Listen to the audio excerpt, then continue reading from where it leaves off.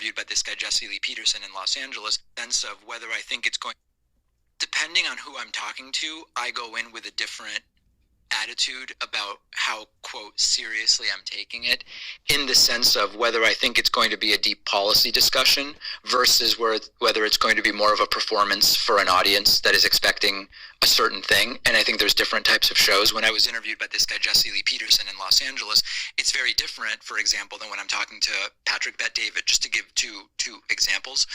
I think the reason I stopped doing the Michael Knowles show was the number of threats I would get after the fact. That's really the reason. I was glad to engage with him to the extent that the interviews were interesting and, we could organize it reasonably efficiently.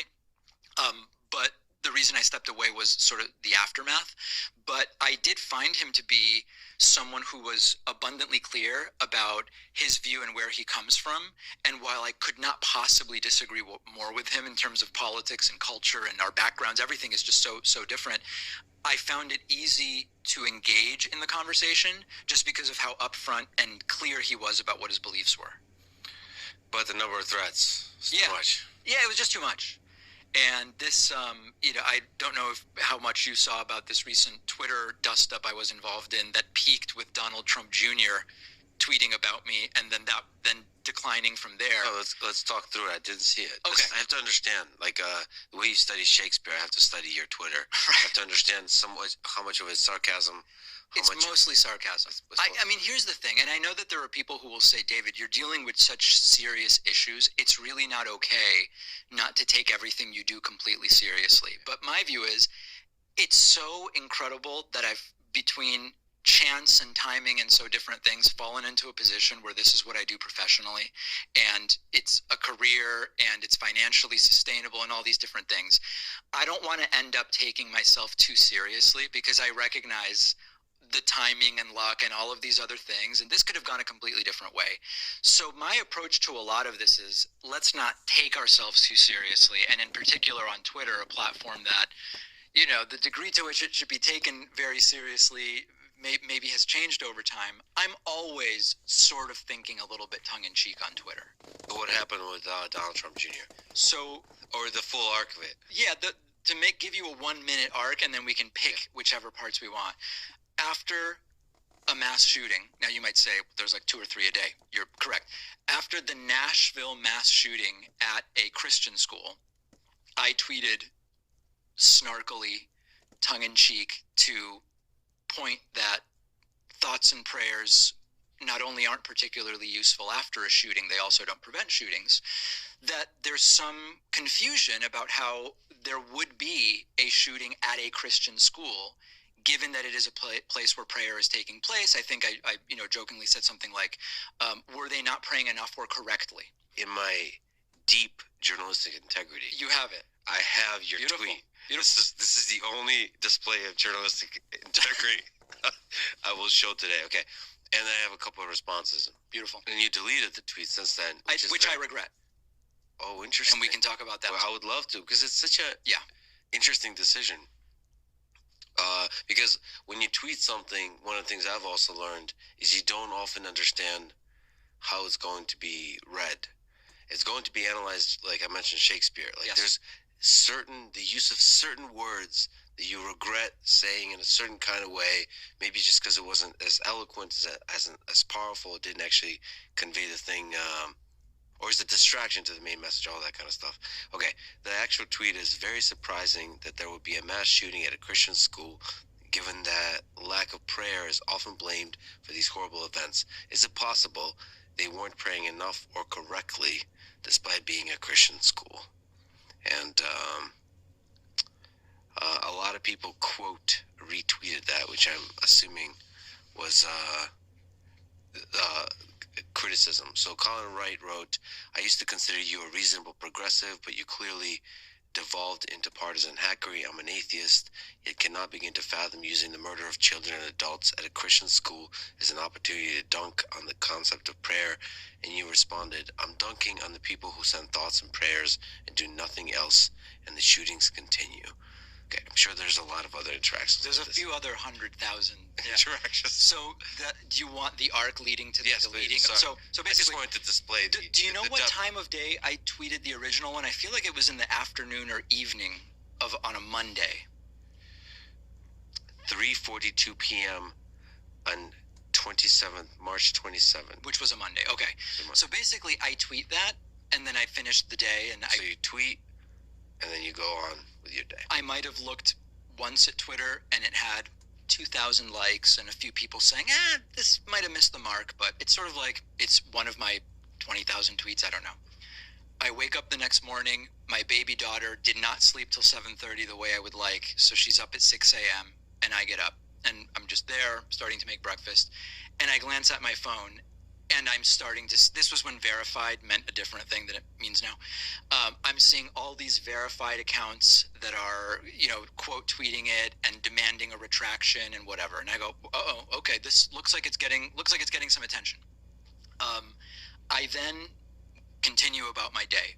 Around noon, I hear from my dad that he got 100 messages from "you should have aborted your son" to "we're going to find all of you" to whatever else. My dad has no idea what's going on. He's like, I don't know what this is, but I have 100 DMs to everything else you can imagine.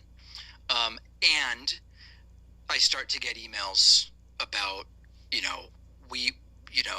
your Jewish faith, this and that and the other thing. And so at that point, to me, I thought, this is just going to get worse and worse and worse. And so I deleted the tweet. And I really regret doing that, because over the 48 hours that followed, yes, the attacks escalated. It went through Candace Owens, and then at FoxNews.com, Newsmax, kind of peaking with Donald Trump Jr.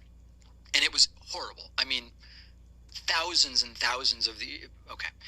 But once I told my audience about what happened, I got thousands of messages from people saying, David, only someone who doesn't know you and is determined to interpret this in the worst possible faith would think you're blaming kids who died for getting shot. Of course you weren't doing that. I wish you hadn't deleted it so that it would still be up and you would now see the tide kind of turning on it. This was not a fun 3 days, regardless, but I do regret having deleted it because it was I wanted to do the quickest thing I thought I could to get people to stop trying to find family members and send them threats. And so around noon, that's what I did. And the truth is the threats didn't stop anyway because everybody had screenshotted it. And I do wish I had left it up. And is there some degree, maybe stepping outside yourself, that you regret tweeting that, in that it feeds the mockery engine that fuels Twitter? So, like, does that tweet really represent what you believe? It absolutely represents the disgust with a politics that includes saying we can't touch guns. We can't. But we're willing to point to mental health or say we need more prayer in schools or whatever. 1,000% it represents that view. Is it the type of snark and sarcasm that I would use if given an hour to discuss the topic rather than whatever the number of characters is now on Twitter? No, definitely not. And so I am very cognizant of the fact that it was unnecessarily provocative how it was written. I think I asked a similar question to Ben Shapiro. Do you worry that this style of presentation can turn you from being, a deeply thoughtful, objective political thinker to somebody who's just a partisan hack or partisan, what's a good word, talking head? Do you mean with regard to Twitter or the format of my show in general? So Twitter for now. Let's start with Twitter for now. And can you silo your style of communication on Twitter from being a virus that affects your mind? Right. I don't have deep thoughts about the Twitter component beyond, I think, across all sorts of disciplines, this is not the best way to most effectively solve problems and figure out solutions to complex issues. You're talking about Twitter? Right now I'm talking about Twitter. Yes. That being said, I think all of us, to some degree, have to adapt our content to the platform that we're using. in the same way that what I post to YouTube is different than what I post to TikTok, what I post to Twitter is also different. Do I think Twitter has been an unmitigated good for society? No. Have I chosen to step into Twitter as one of the ways in which I get my message out with the good and the bad? Yes. And I think that there is a deep conversation to be had there. I think zooming out a little bit in terms of what I do, and I was hoping this would come up because I think it's really interesting. I will often get emails from people who say two things. I will get the, you would have such a bigger audience if you did X type emails. And usually they are plays to sensationalism, salacious and titillating content, more pop culture stuff, etc. On the other hand, it's folks who say, listen, what you're doing really isn't as serious as it could be. And it seems like you could do something more serious. And you should consider doing deep dives. Once it was do a deep dive into Calvin Coolidge. And I was like, nobody will watch that. So it's not by accident that my show is the way it is, right? In an hour, I'm thinking of all the platforms I'm on. And I'm saying, okay, I want to do a relatively deep dive on the federal budget, and I want to talk about some of the political tomfoolery going on within the post office, and I'm going to do a segment about the wacky rally where Trump said crazy things and made up 3 words and said he endorsed the candidate who's named it, right? I'm crafting that in total to find a balance between let's build this audience as much as I can in order to have a bigger base to get my message out there, and include the more serious stuff with the hope that there's a little bit of something for everyone, and I'm finding a balance between those two sides of the spectrum. It's a deliberate thing, and I'm aware that if I were producing my show 50 years ago, the balance would probably be different, and it would probably change again. If the show was audio only, rather than having all these video platforms, it would also be different. But it's a decision that's proactively made to try to get the best and most out of the hour that I'm creating every day. Well, it just feels like there's an entire machine fed by Twitter and journalism that wants to divide people, and the drama of that division, highlighting the partisan division. The drama of that division feels like it's at tension with objective, clear thinking sometimes. And so I worry that there's a drug to it. There's too much fun to mock ridiculous people on the other side. I think you're right about that. And the fact that that is true, to me, supports, I've talked with my audience about, like the old food pyramid, which I guess was wrong, but let's imagine that there was a pyramid that made sense. Was at the bottom bread? I think like whole grains, maybe? I don't remember. It's been a while. Sugar's on the top. Okay. Junk food is at the very top. I'm very open with my audience. The vast majority of what I do is the top of that pyramid. And I tell people very openly, I don't consume a lot of the type of content I produce. And I think it's really important to, as a base, be doing critical thinking, epistemology, how do we believe the things we believe, basics about the world. After that, reading history, economics, philosophy, etc. After that, now we're getting into current events. I would mostly be looking at consuming primary source reporting, things like Associated Press, whatever. I know everybody will have a different list of what counts there. After that is when I'd say indulge in some of the commentary type stuff that I do, if you find that I'm thoughtful enough to make it into that. But I'm very open, and really what I try to do on my show often is, in being that at the top of the pyramid, tell people there's all this other stuff that should be forming your foundation that I hope you're consuming in addition to just watching me. And I'm very open with my audience about that. What about the shape, the dynamics, the characteristics of your audience? Is there some degree to which you're, through mocking maybe Republicans, that there's a lean to that audience, and then you become captured by the audience? Do you worry about the audience capture? I worry about it. I'm relatively comfortable that it's not shaping the program to a great degree, in the sense that At this point, I have a pretty good sense of the things I can say that will upset what I might call my core audience. One of the interesting things, just to briefly go back to the Twitter thing, was those people who were furious with me on Twitter and they contacted my advertisers, and some advertisers dropped me, and on and on and on. None of them are actually in my audience. None of them are regular consumers of my audience. They were kind of weaponized against me by people who said, hey, look at this. The people who follow Candace Owens on Twitter, other than for their kind of shock value, they're not in my audience. And with my core audience, I know there are things I can talk about that will generate displeasure, I guess you could say, with my audience. Sometimes when I touch the Israeli-Palestinian conflict, that will happen. Sometimes on vaccines. There's a portion of my audience that is more generally skeptical of vaccines. Sometimes on some foreign policy issues. Or, I'm not a big fan of Marianne Williamson nor Bobby Kennedy Jr.'s challenges to Joe Biden. Not because I love Joe Biden, but because I don't consider them to be the most serious challengers. I know there's people in my audience who don't like that. They get mad at me about that. And I'm totally okay with that and that tension with my core audience. So in that sense, I don't feel as though I've had that audience capture take place. But I know it can happen, and I'm very open to being told ways in which it may be happening without me noticing. So I've made a call for questions on Reddit for this conversation. There's a lot of good questions that I'll probably bring up, but one of them was about Marianne Williamson, asking why David thinks she is a garbage candidate. Which, of course, I've never said.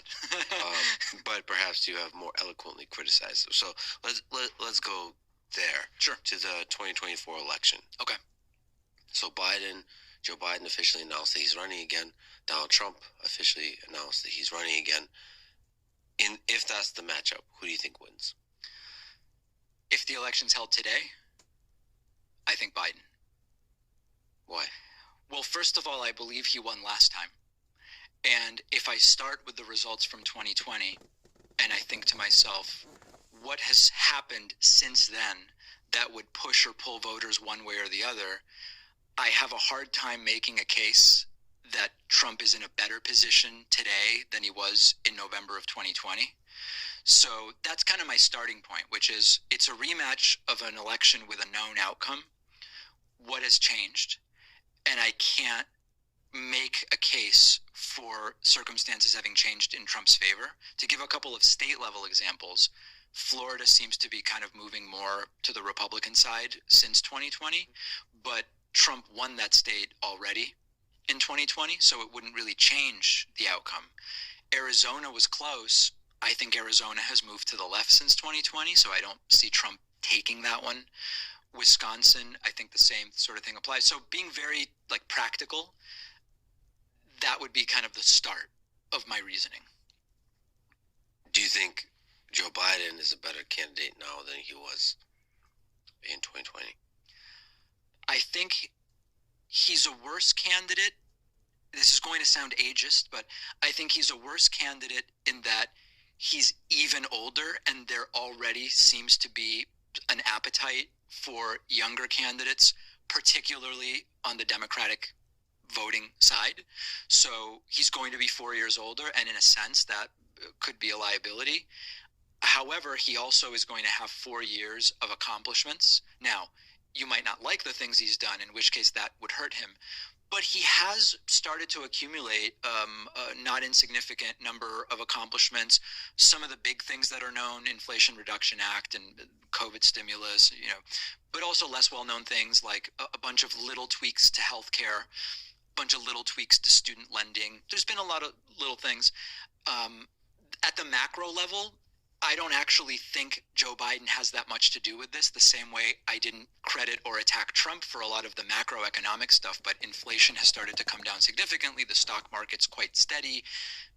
These sort of things. I think looking historically, it's a pretty okay environment for Joe Biden, with the exception that he was already the oldest president to be inaugurated in 2021, and he would beat his own record in January of 2025, and I just don't know how voters are going to see that. So in terms of just a public human being, how would you compare Trump and Biden? So if I were to give criticism towards Trump, it would be that he's chaotic, maybe to the point of being disrespectful to a lot of different groups, to a lot of different ideas, to a lot of different nations and leaders and all that kind of stuff. And then the criticism towards Biden would be that he, maybe perhaps because of age or any other kind of cognitive capabilities, is not really there mentally as in the way that perhaps you could say like Barack Obama was there, just mentally being able to handle all kinds of aspects of being a public representative of a nation to the world and to the people of that nation. So which, in the competition of personality flaws, which do you think is more powerful? You've laid out fair and I believe accurate assessments of elements of both of those men. Yeah. You haven't weighed in on to what degree you value each of those assessments, which is where I think the kind of meat of this question really is. I don't see, and I know that Biden's going to get us into World War III. World War III doesn't seem to be happening. I don't see the Biden deficits you listed, which I agree with you on. I don't see them as dangerous or threatening to the standing of the United States in this kind of environment with our traditional Western allies and geopolitics, etc., in the way that the sort of unhinged personality of Trump combined with his lack of knowledge about most issues is a threat. So for me, if those two are the candidates, Biden would be my choice. Now, are there people I would rather see on the Democratic side? Yes. If I knew the president would be a Republican, can I think of better options than Trump? Absolutely. It's so funny. When in 2012 it was Obama versus Romney, the difference seemed so significant between them.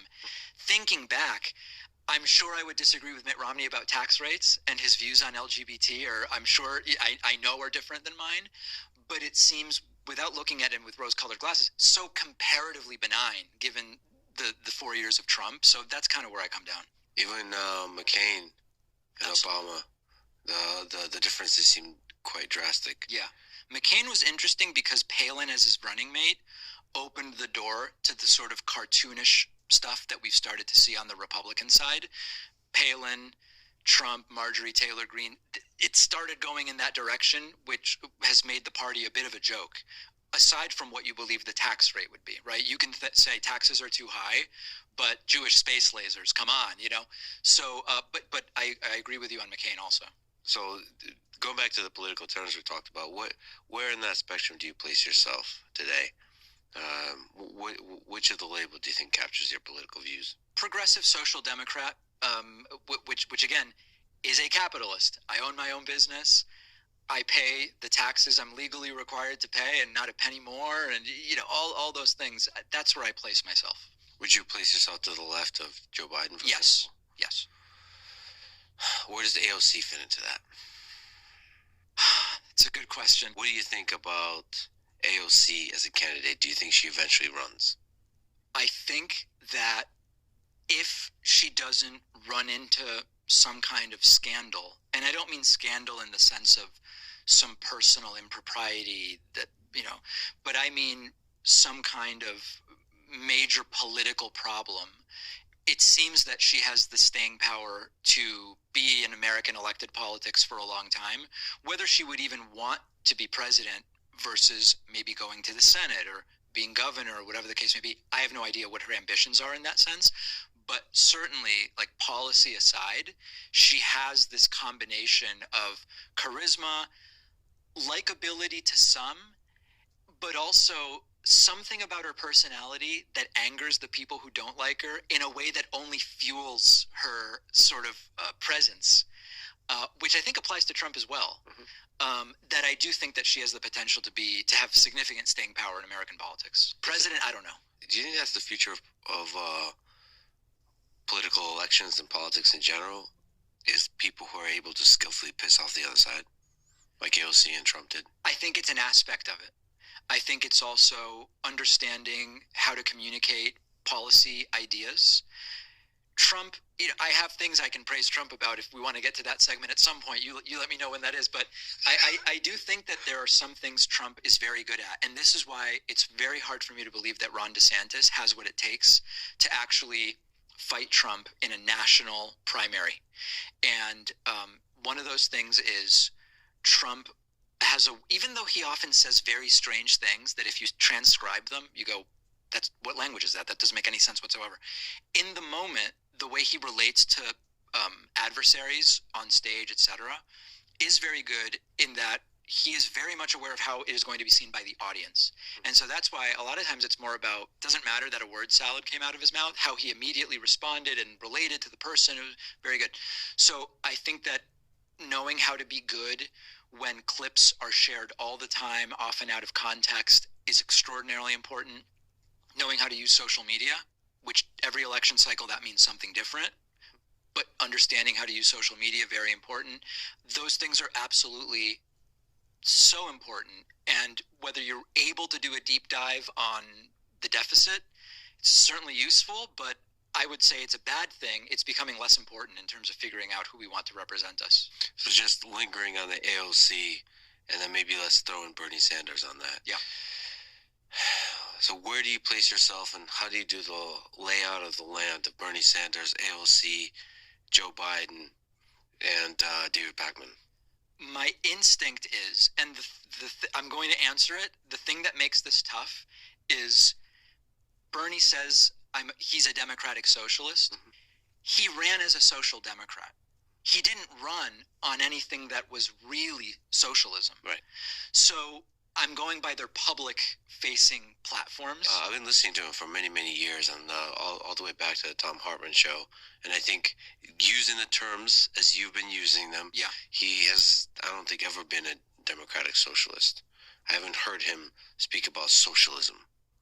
I think I've heard him speak about social programs and the value of social programs. Yeah. Throughout the history of the United States and how they've been beneficial. My understanding is very similar to yours, although there may be stuff from the 70s where he really was talking about bona fide some shit in the 70s. Yeah, yeah. You and I, even, who weren't around, we were doing stuff in the 70s. I feel like we did, yeah.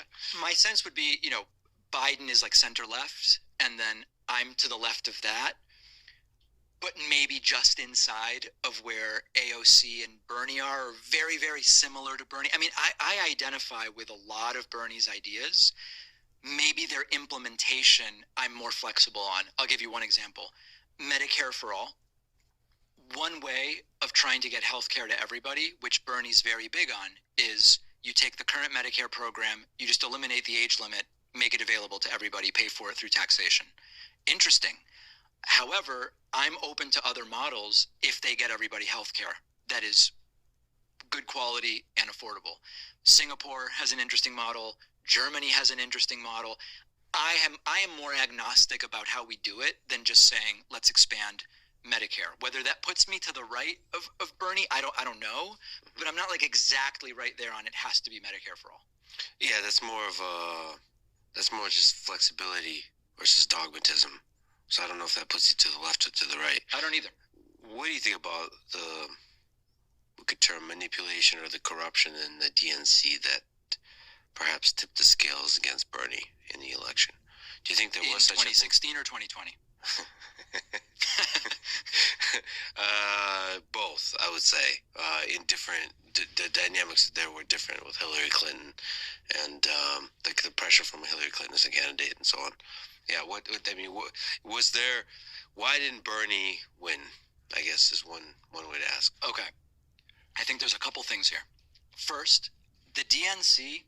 I'm not a Democrat. Just your audience may not know. I'm just a independent. Yeah. I mostly vote for candidates that end up being Democrats. In local elections, often there's no party designation. So, okay, I'm obviously on the left. I'm not denying that. But the Democratic Party as an institution has never really been interesting to me. You're still a rebel that resists belonging to any institution. Exactly right. Exactly right. And whether it matters, I don't know.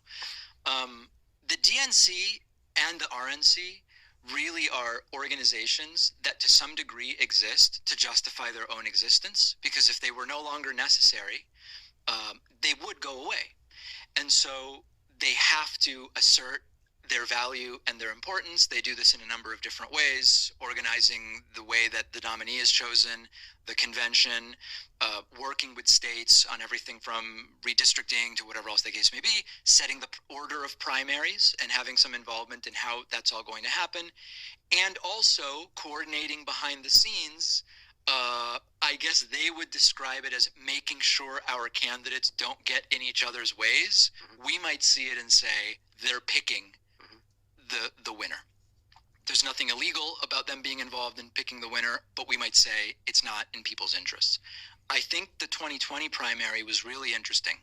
Bernie supporter, myself, I started telling my audience after a couple primaries and even before, based on polling and different things, I see a real uphill battle here for Bernie.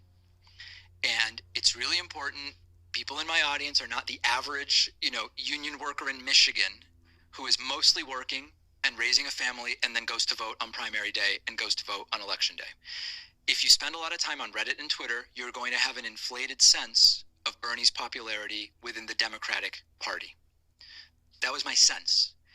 And to some degree, we saw that in certain states. I don't have the exact primary order and results in front of me or in my head, but the big turning point was South Carolina.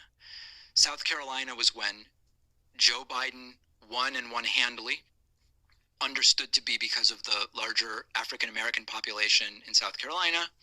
And right around that exact same time, I actually don't remember now whether it was the day after or the day before, some of the smaller Democratic candidates, smaller in terms of support, got out and said, I'm endorsing Joe Biden.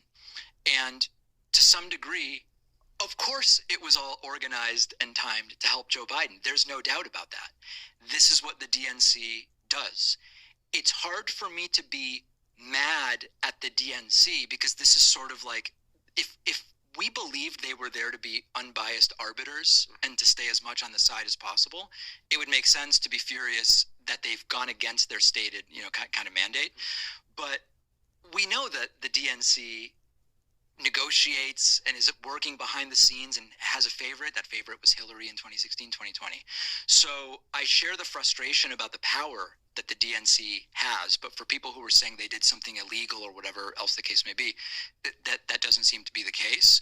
But this is part of why, I would love there not to be this duopoly of Republicans and Democrats, and there's probably 4 major changes that have to happen in order to make that a reality. But I share the frustration of folks while recognizing that Reddit was not accurately representing Bernie's level of popularity. Still, I wish that the bias wasn't towards the what could be negatively termed the deep state, towards the bureaucracy, towards the momentum of the past, which I think Joe Biden kind of represents, versus new ideas, which is funny to say that Bernie Sanders somehow represents new ideas because he's also an older gentleman.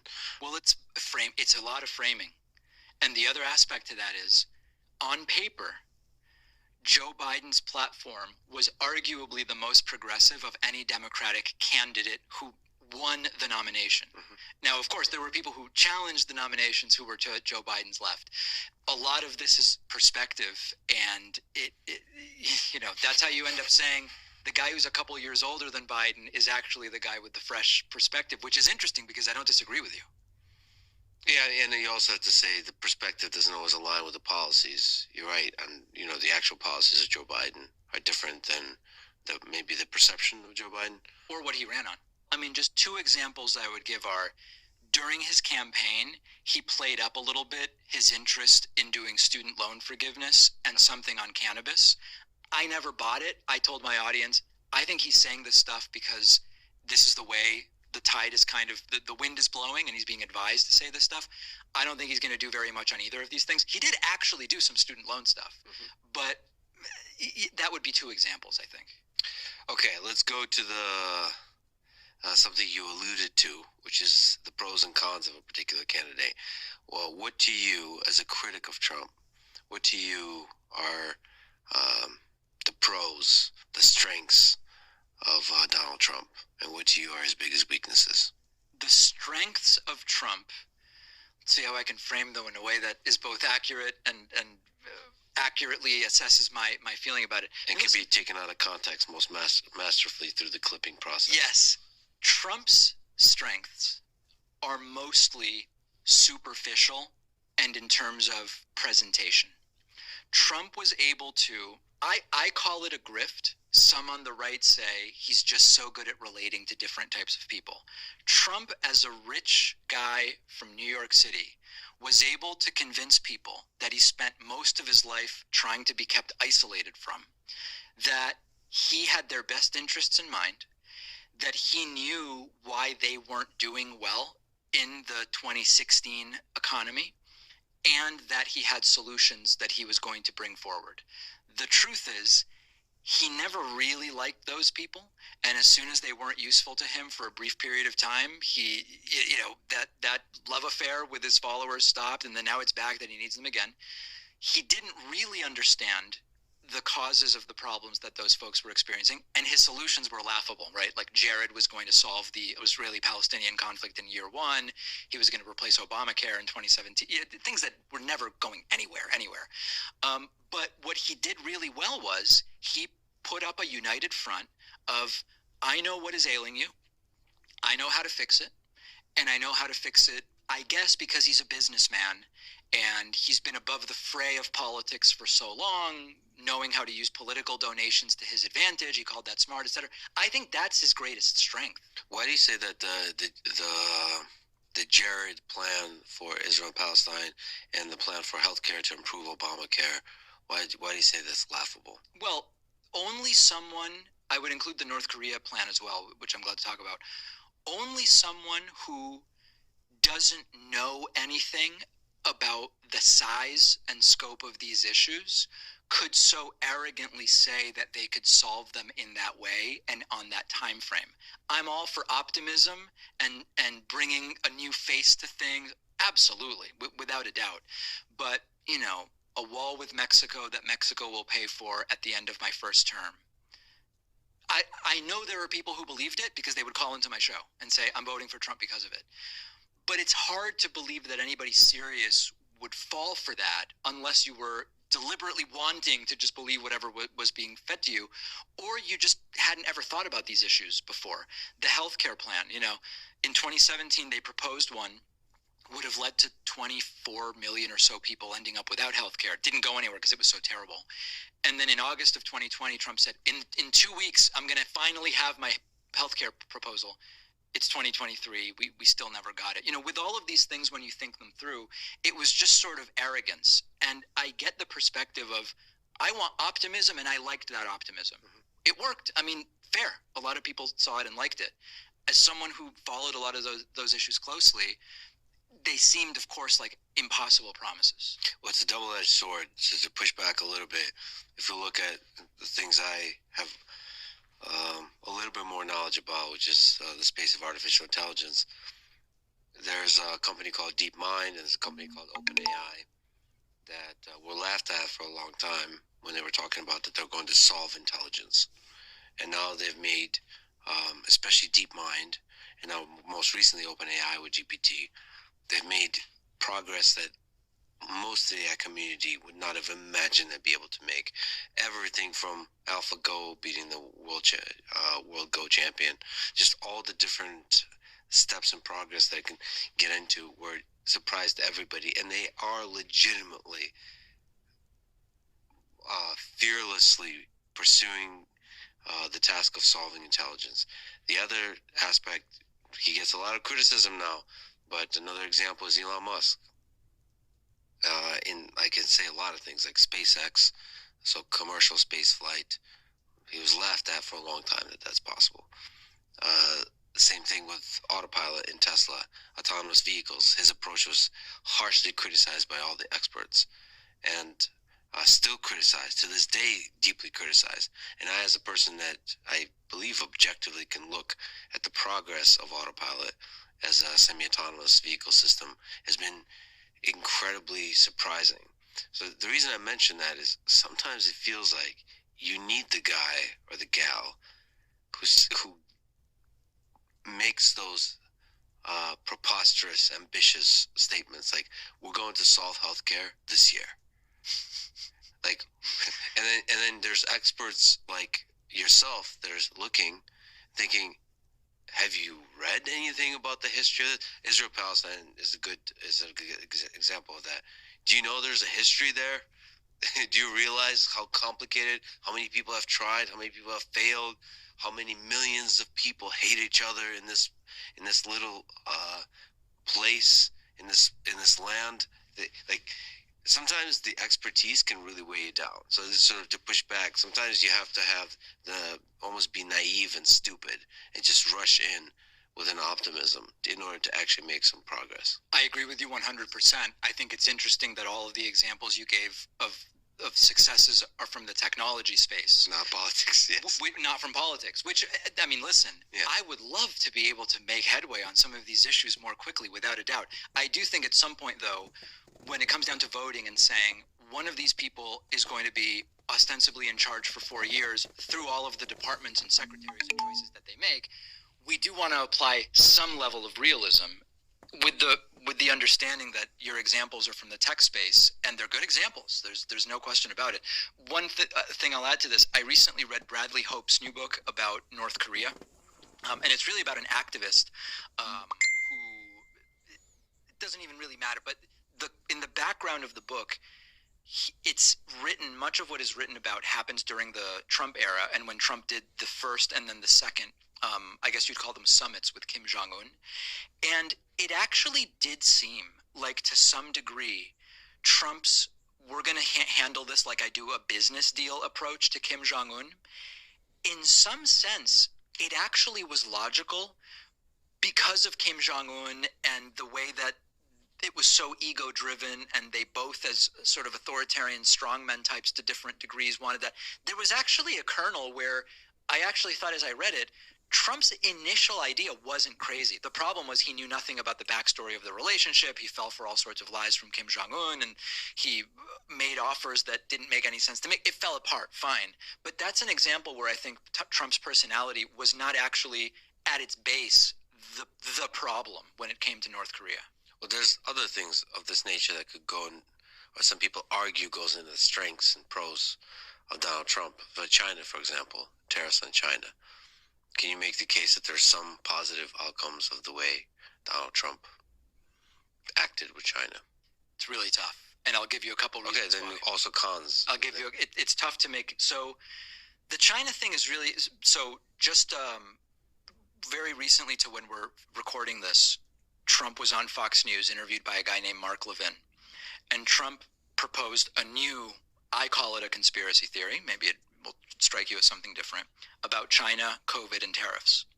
And Trump's suggestion was that the tariffs cost China so much money, China sent the U.S. so much money in tariffs, that they released COVID as punishment.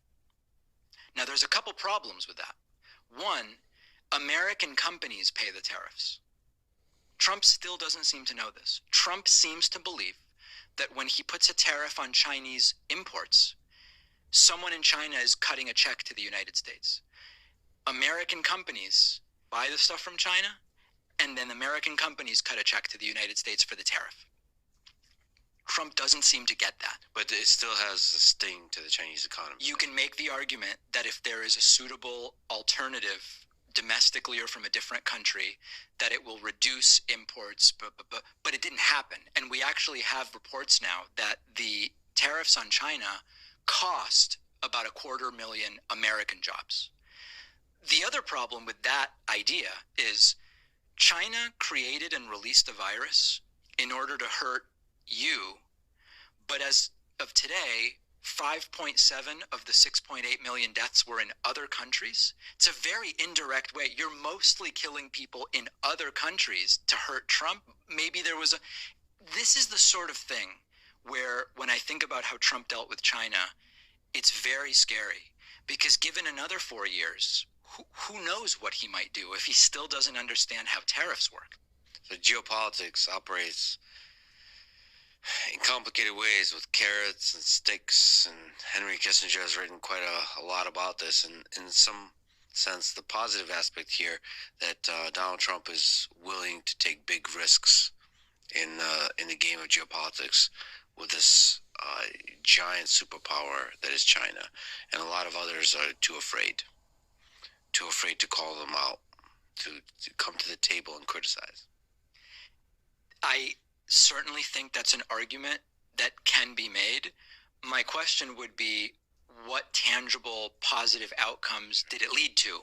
And it's tough to identify any, but I think it's a great thing. I mean, listen, one of the things you're kind of getting at, maybe indirectly, is that there's been this sense that politics has been done very similarly for a long time, and even between Democrats and Republicans, still, even with some policy differences, there's still the kind of feeling that it's disconnected folks in DC, mostly dealing with issues that don't directly affect. Look, I get that. I'm with you on that. I think the question as to whether Trump's bluster was positive rather than extraordinarily humiliating in many ways, I just come down on it was an absolute and total humiliation.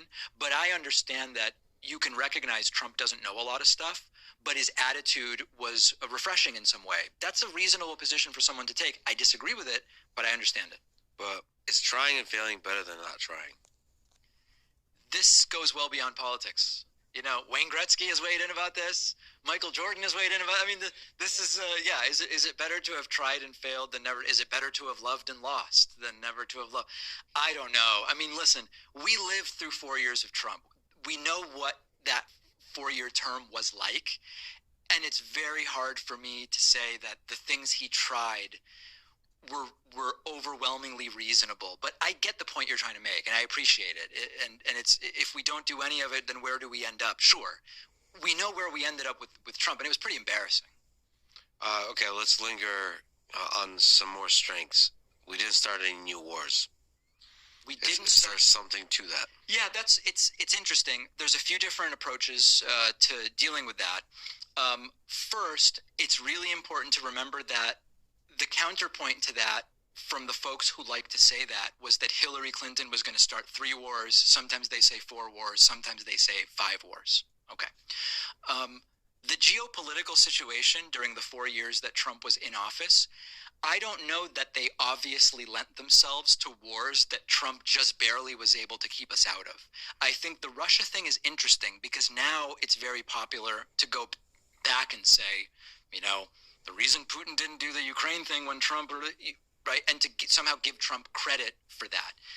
There's a counterpoint to it, which is Putin under Trump, particularly if Trump got 4 more years, would have been able to maybe consolidate power in other ways because of his relationship with Trump. I'm not coming down on one side or the other. It's not my area of expertise, but it's not the open shut slam dunk that, you know, Trump likes to say it is. Putin didn't invade because he knew I would crush him. And, okay. So it's not obvious to me that there were imminently wars that would have started during that time. That being said, you know, for all the criticism of Obama during Crimea, Trump seemed to just kind of forget about that after all the criticism and say, I'm not actually going to do anything about that. And so there are foreign policy criticisms that could be made, but it is true. No new wars were started under Trump. And I like that. I don't like wars. What do you think about his handling of COVID? Can you say, what are the pros and cons of his handling of COVID? The con for him is he'd be president right now if he had handled it differently. I think it's abundantly clear. Early on, and there's now a lot of really good reporting about the conversations he was having with Jared Kushner and others, he became convinced, either because of things he was being told or because he decided this is the way it's going to be, this is going to go away. Fine, it's in China. Okay, it's in China and Italy. Okay, we have 15 cases, but it'll soon be 0. We'll be open by Easter of 2020. None of it happened. If he had handled it in the following way, and I've said this to Rogan and I've said this to Patrick Bet-David, and they tend to all see my side of this. If Trump had said, listen, we don't know how bad this is going to be, but I care too much about the American people to take a shot. So it's not going to be 2 weeks. It's going to be a little bit, but I need your help. We're going to bring everybody together. I don't care if you're a Democrat or a Republican. We're going to have MAGA masks, and he could have kept 50 cents on the dollar to pay off Stormy or whoever, right? But it would have been, I think he wins re-election because the perception was, and reality is a version of that, the perception was that he was way too cavalier about it early on. People died who didn't need to die. And I think that it was arguably the one area where he could have all but guaranteed that he was going to get himself reelected. Well, to push back on that, I mean, because you mentioned sort of masks and lockdowns kind of a solution to COVID. I didn't mention lockdowns, but I'm glad to talk about policy. Sure, quarantine, or like, there's several solutions to a pandemic, broadly speaking. Sure. And one of them is vaccine. And so you didn't mention that. He fast-tracked the development. His administration fast-tracked the development of the vaccine, which, surprisingly, he didn't really take much credit for. I think he did. I think he tried. There's a lot there. Well, to me, it seems like you could make the case with the Trump hand gestures that his decisions for fast-tracking the development of the vaccine saved tens of millions of lives. He could, in the Trumpian way, make that case. So, couple different things. I know you don't necessarily follow Trump's rallies as closely as I do, and I'm jealous of you for that. But he did tout the vaccine stuff hugely for a while, until his audience turned against him. And then he had to draw this line where he was going, I made the vaccines, which none of you have to take, by the way. Freedom. You don't have to take them. But it's fantastic, and nobody else could have done it. But don't worry, nobody's going to make you take the vaccine. And he actually got booed at a couple of his own rallies when talking about the vaccines. But let's back up a little bit. Fast tracking. My understanding of what he did is he did what any president in his situation would do, and what many world leaders elsewhere did as well, which is he agreed to pre-purchase supply of vaccine in order to provide money to pharmaceutical companies to scale up the manufacturing, which is absolutely fine. But he wants, one of the stories he tells is, it usually takes 12 years to develop a vaccine. We did it in 9 months, thanks to me. Decades of mRNA technology being developed created the platform in which you can make a particular vaccine in 9 months. It didn't have anything to do with Trump. But he did pre-fund and say, we will buy huge supply, and that provided liquidity to the pharmaceutical companies. But he also delegated control to people, to experts that enable that kind of fast-tracking of vaccines, right? He was very eager for the FDA to approve it because he saw that there would be a political benefit. And he didn't get in the way, I guess. He didn't get in the way. Fair. I think now we're on the same page. He did not get in the way of vaccines being developed, which is good. Presidents and bureaucracies have a way of getting in the way. And I don't disagree with that. I'm not aware of really any governments that got in the way. I mean, it seemed, given the global situation, everybody, European countries were pre-purchasing vaccine. African countries who were going to be later to receive vaccines were partnering with the European countries that had pre-purchased. But the most interesting thing about all of this is Trump did play up the vaccines for a long time until his crowd didn't want to hear about it anymore, which was crazy. It was sort of like he became a victim of the monster he created to some degree. One of the effects of all this that makes me truly sad is this division over the vaccines has created distrust in science. Yeah.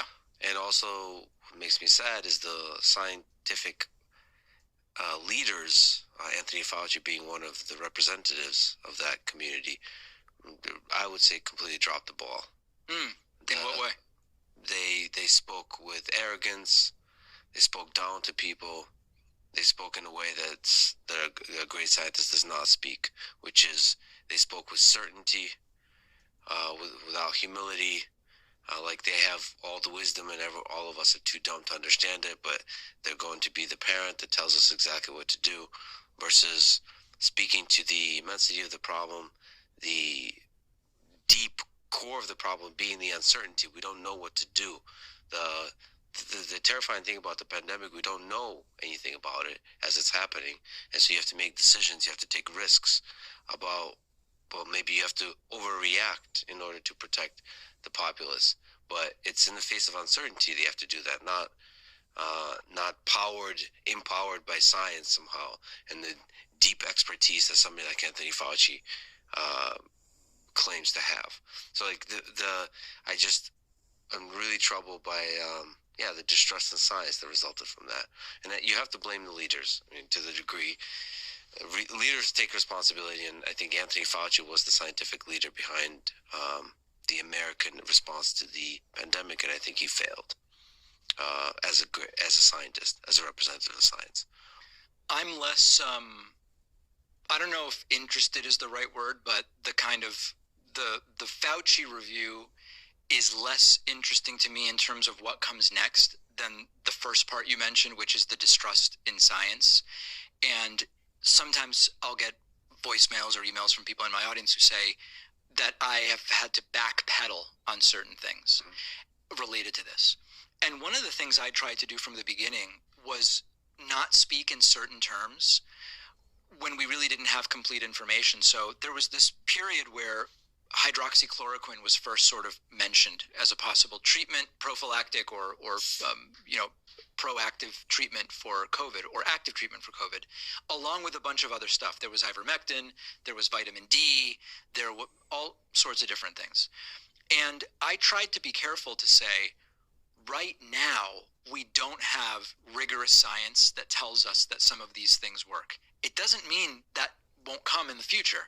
At which point, if there was something as cheap as hydroxychloroquine that treated COVID effectively, unbelievable, fantastic. It's not, there's no way it ever will be determined. We don't have that information right now, so it's not super wise right now to go and start taking this stuff.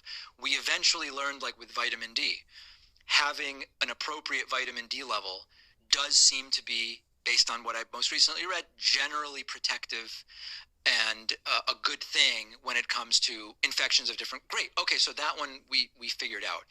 One of the really difficult things is that the quote truth about the vaccines did change, and the original, again, this is all, I don't pretend to be an expert, but just someone who's synthesizing the medical data and writing about it. Originally, the first vaccine related to the wild type strain did seem to be very effective, not only at preventing death and serious illness, but also transmission. Mm-hmm. There were people then saying it doesn't prevent transmission. Over time, as the variants came forward, the vaccine became less effective at that. At that point, I started telling my audience something different, because as far as I was concerned, the reality on the ground had changed. In my mind, that's how science works. It's not backpedaling. It's we're adjusting our beliefs to what is taking place in the real world. Well, to be fair, the scientists, many of whom are my friends, virologists and biologists, they have way more humility than people like Anthony Fauci, who are speaking about this, or the CEO of Pfizer, who are speaking about this. This is the fundamental problem here, is the way science works is there's usually a lot more humility and a lot more transparency about what we know and what we don't know. And people like Anthony Fauci thought it would be beneficial for the world if he speaks with more certainty. But because of the political division that formed around that, that certainty resulted in, became completely counterproductive. That people didn't trust anything about the vaccine, didn't trust any institutions that were that contained the experts that actually knew what they were doing, and basically didn't trust anything that was coming out of the mouths of scientists. Some large percent of the population. So that made you completely ineffective in at scale as a society trying to respond to a terrible pandemic. And that's where I put a lot of blame on leaders. So political leaders and scientific leaders are the ones that should inspire us to all get together and respond. And that should be the case for the pandemic. That should be the case in a time of war, all this kind of stuff. I generally agree with you, and for me, it's really about shared blame, and there were a lot of different reasons why the early communication wasn't good. Part of it was, for me, I prefer accuracy rather than overconfidence. I would prefer, listen, we don't really know right now whether masks do X or Y. What we do know is the supply is really limited of this type of mask. We're going to try to keep them for the frontline workers. I love that. That's the way I want to be communicated to. A call was made to do it differently, which was to say the masks don't actually help. Yeah. But the real reason is they want to keep them for healthcare workers. And then later, the masks are what's going to solve. I'm with you 100%. I think the other layer to it is you can't ignore the political situation at the time. If Trump had won re-election and the vaccine distribution had taken place while Trump was president rather than Biden, my belief is that the same number of Democrats would have gotten vaccinated, but way more Republicans would have as well, because they were following not science, but political leaders. And when it was Biden in DC instead of Trump, a lot of those people said, I don't trust the vaccine. But wait, it's Trump's vaccine, I thought. Yeah, but something about the way Biden's distributing it. So I do think you can't ignore that political layer. I agree with you, the communication was a disaster. Let me ask you about Joe Biden. What are the strengths and weaknesses of Joe Biden? Weaknesses, I think, are some of the things you've identified. He is not seen as high energy. He is not the same Joe Biden that debated Paul Ryan in 2012 and ran circles around him and just an incredible debate performance. He is not inspiring in the way that someone like a Barack Obama was to people coming up and starting to get interested in politics. I think a lot of those are fair criticisms. I think on policy, he's not interested in a lot of the things that younger voters are interested in. I mentioned cannabis reform.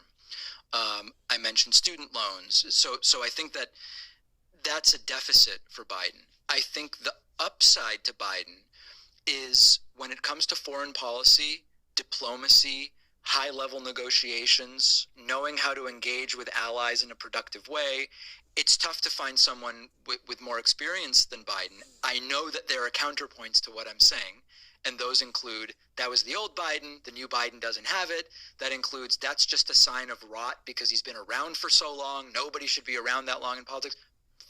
Perfectly reasonable criticisms to talk about, but I do see that as one of his strengths.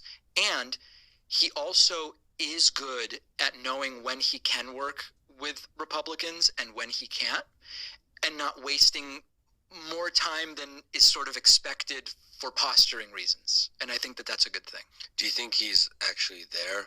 So in day-to-day operation of government, given his cognitive capabilities, do you think he is an active and practicing executive? I don't know that I can say that it's because of what may be going on cognitively, but my sense from the people I talk to is that he's very much involved in the highest level geopolitical and big domestic economic stuff, but that a lot of the smaller issues that presidents might or might not be in sort of plugged into, that he's not plugged into the details of a lot of the lower level stuff. I mean, you could probably apply the same exact criticism, even more so towards the Donald Trump administration, in terms of being a practicing active executive who's paying attention.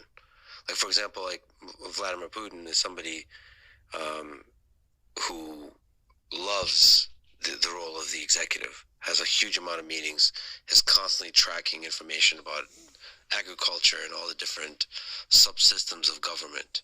Stalin, funny enough, was also extremely good at this. So certain people just love the job of being an executive. And I'm not sure if Donald Trump did, and I'm not sure if Joe Biden in his current state has the cognitive capability to. It's a good question. Kim Jong-un's another one, by the way. You know, there's videos of him examining a pottery, a factory where they make plates, and making very specific comments about how the plates should be made. I think that in that case, there's a lot of propaganda value to it. With Trump, I think you're probably right.